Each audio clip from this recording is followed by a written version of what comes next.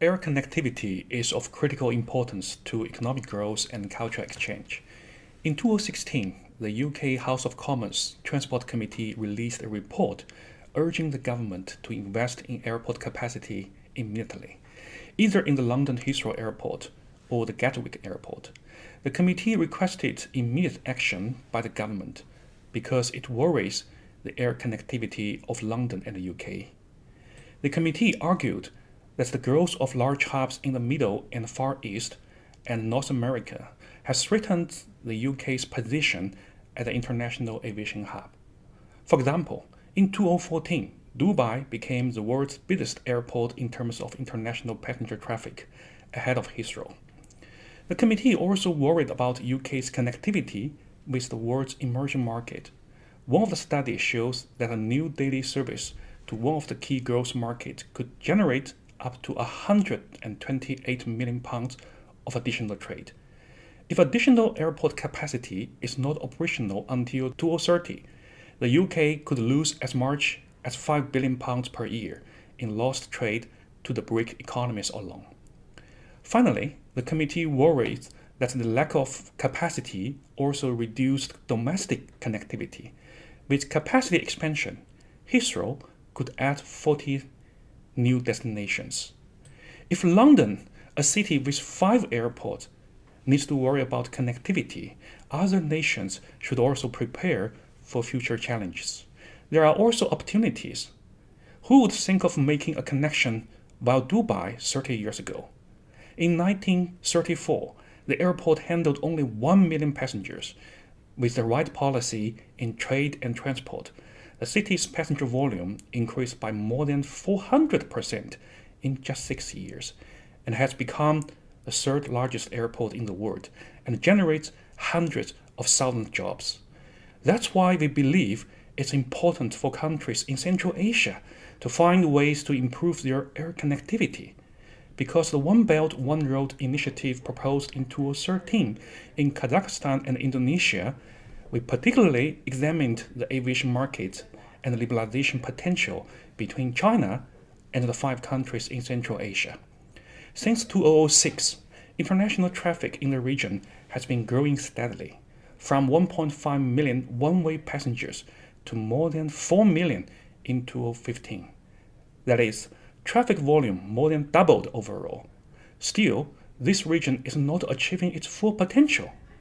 This table compares the number of routes between Central Asia to Russia as of year 2015. Although many historical, political, and cultural factors played important roles in promoting air travel to Russia, considering the fact that China has become the world's largest aviation market as early as in 2005, there seemed to be insufficient air connectivity from Central Asia to China, the world's largest trade nation. In addition, travel cost to China is much higher than to most other regions. As of 2015, on average, it cost 60 cents in US dollars to fly one passenger for 1 kilometers on routes from Central Asia to China. In comparison, it cost about 9 cents on routes to Russia, 11 cents to India, less than 10 cents to Germany, less than 12 cents to UK. Our study suggests that much of the problems are due to tight regulation on the international market, especially those between Central Asia and China.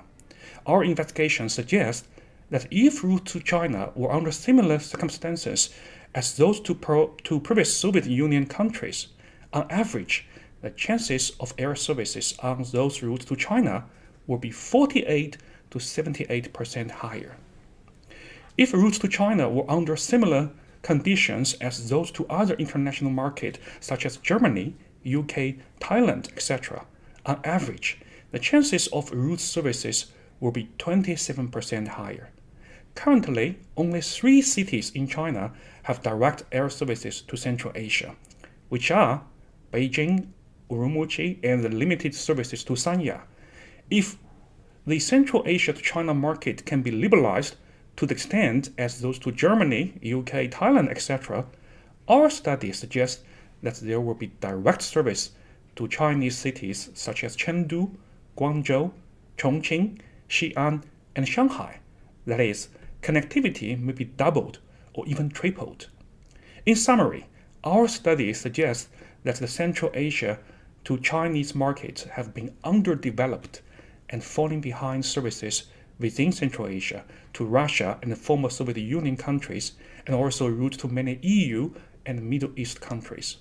If China and Central Asian market could achieve comparable liberalization status as the above-mentioned market, there will be significant improvement in connectivity. With increased competition, we expect price to fall, frequency and service quality to rise. This will create a positive feedback, attracting more airlines and passengers to the market. We understand the country's concerns of liberalization. Will my airline get a larger market share? Will my airline survive the competition? For many years, airlines in Korea worried about the same issue, and the Korean government was reluctant to open its skies to airlines in the United States. They were almost forced to liberalize with the US after the Asian financial crisis. Although Korean airlines did have a hard time early on, within just a few years, they captured more than 60% of the market share in the Korean-US market. Canadian Airlines had similar fears when Canada and the US negotiated the Open Sky Agreement in the 1990s. The two countries finally found a solution. United States will first open its skies to Canadian airlines, but airlines in Canada can have several years protection in key aviation market. So it's possible to find solutions, and it's very hard to make your own airlines globally competitive by protecting them forever. We need a clear timetable to move ahead. Finally, policymakers need to think beyond just airlines. Jeju Island was the second least developed province in Korea, and the government tried to support it, including liberalizing its skies unilaterally. Today, the Seoul Gimpo Airport to Jeju Island route is the busiest air route in the world, with more than 2,500 flights a week. The Jeju Development Institute estimated that in 2014 alone, aviation services brought in more than 2 million foreign visitors and brought more than 3.5 billion US dollars to the province. Land price increased by more than 5 times in residential areas in just 5 years. Air connectivity means a lot to the country, not just airlines. It is time for countries in the region to think strategically and promote growth in economy and improve communications.